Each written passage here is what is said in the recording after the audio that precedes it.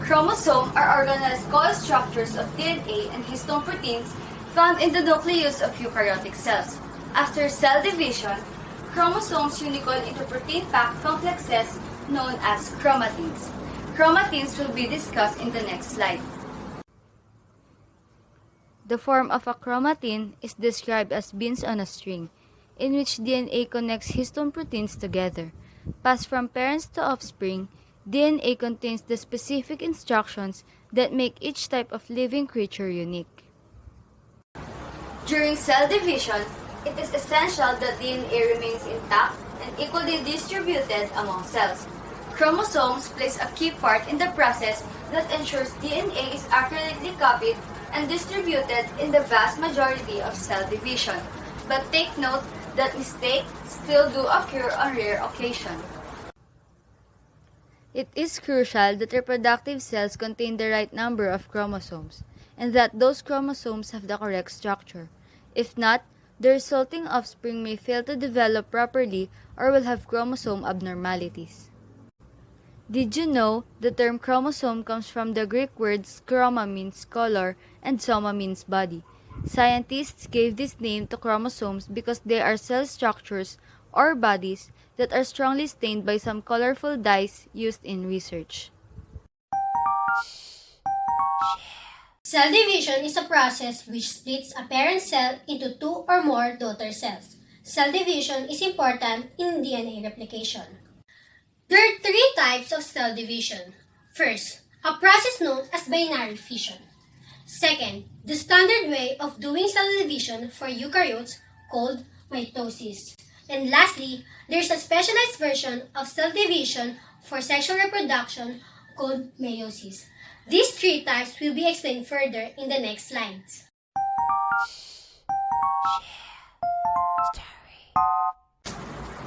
Binary fission is the process of prokaryotic cell division, basically how bacteria make more bacteria. So the process begins by simply copying the one circular molecule of DNA, and then you hook it up to the membrane, and then the membrane elongates in between the attachment points, and pinch it off, and it's done. So to show you what the process would look like, let's take a look at the picture on the next slide. So it started with a single circular molecule of DNA that will undergo DNA replication, wind up with two circular molecules of DNA, then hook them up to the attachment points on the membrane, then start adding more and more membrane in between two areas of attachment, then slowly pinch it off between, and it's done. Next is mitosis.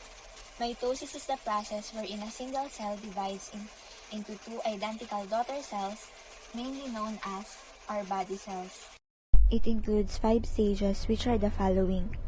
Interphase, DNA is copied. Prophase, pairing of chromosomes. Metaphase, chromosome alignment. Anaphase, chromosome separation.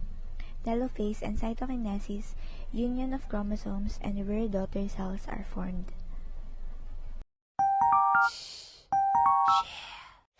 Meiosis is the process where a single cell divides into 4 daughter cells, or mainly known as sex cells. It includes meiosis 1 and meiosis 2. First is meiosis 1, where it includes the following. Prophase 1, chromosome condensation. Metaphase 1, chromosome alignment. Anaphase 1, chromosome separation. And telophase 1, joining of chromosomes and division of cytoplasm. Next is meiosis 2. It includes the following. Prophase 2, formation of spindle. Metaphase 2, alignment of chromosome. Anaphase 2, movement of sister chromatids.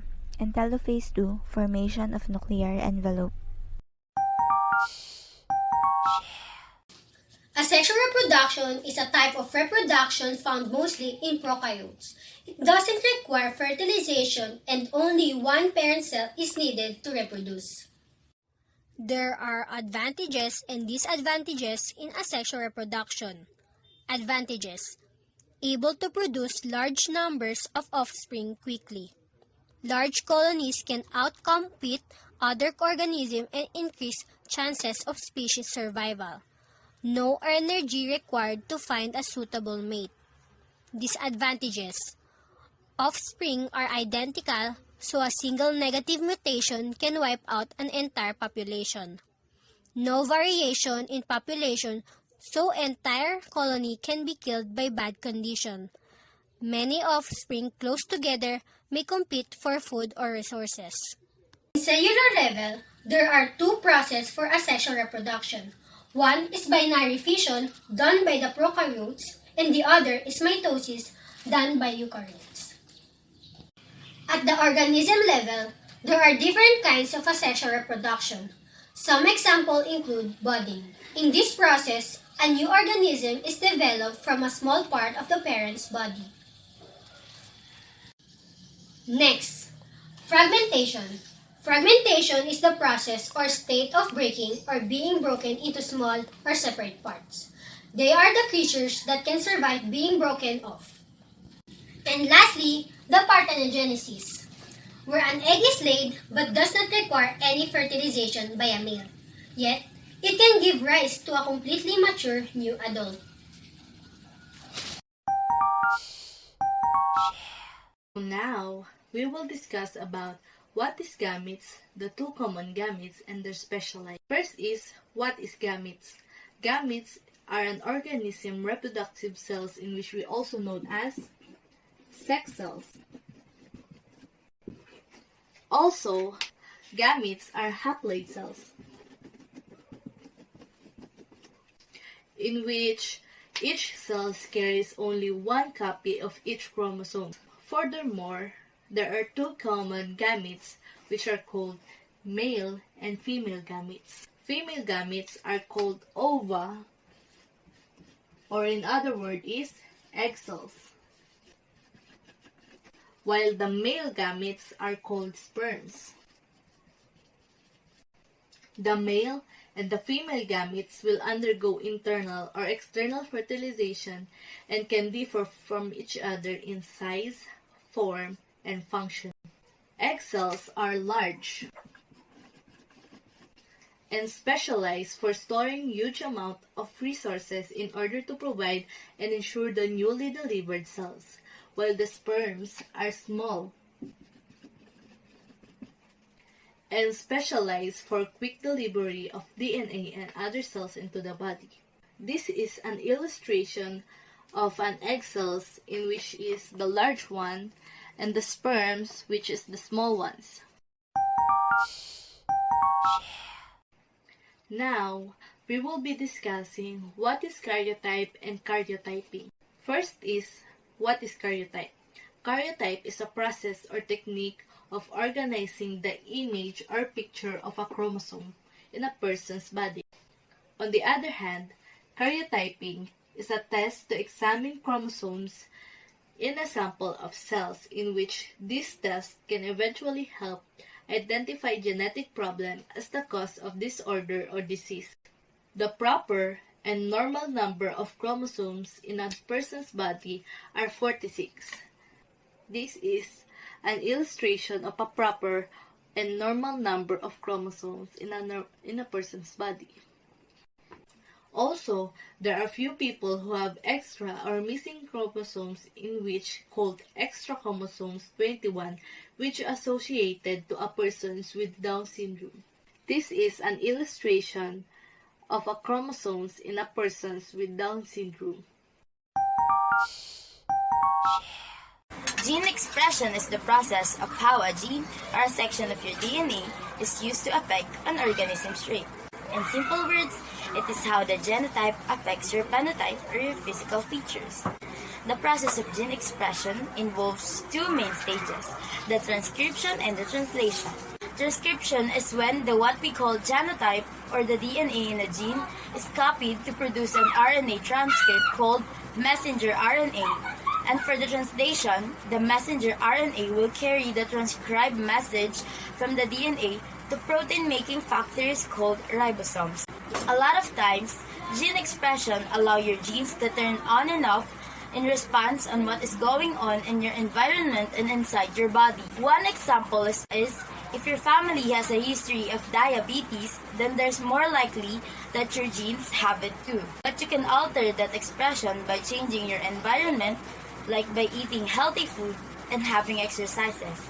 Chances are you won't express those genes. And that is something worthy to think about in this lesson. Sex chromosomes contains genetic information that is used to determine the gender of an organism. It can be either X or Y. Organisms with one X and Y chromosomes are male, while organisms with two X chromosomes are female. Let's take a quick look at this karyotype, where we can see here are the 46 kinds of chromosomes, or 46 chromosomes that you'll find in one human cell. As you can see in the photo, chromosomes 1 to 22 are the autosomes, and the X and Y chromosomes are the sex chromosomes. Sex-linked genes are the genes found in the chromosomes, and this can affect the expression of traits. So here's one example that is commonly used in tests that is sex-linked. The hemophilia. Hemophilia is caused by a mutation or change in the genes that provides instruction on making clotting factor proteins needed to form a blood clot. This change or mutation can prevent the clotting protein from working properly.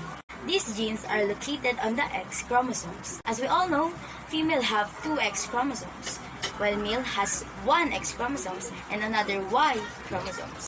Hemophilia is inherited bleeding disorder primarily affecting males and a possible carrier for a female.